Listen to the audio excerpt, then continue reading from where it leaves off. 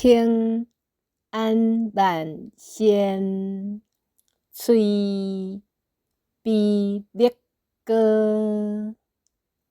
作者李坤。南山节角归避烈，楚乐本自贵子出。流传汉地曲传奇，凉州乌人为五吹。傍人闻者多叹息，远客思乡皆泪垂。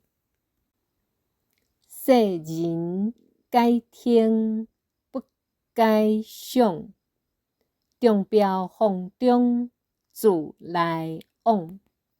高霜怒逼寒疏流，九翅明风乱啾啾。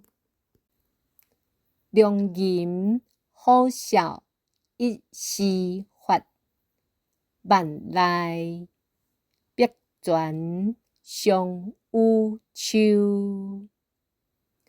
忽然惊作牛羊参，风云萧条白日暗。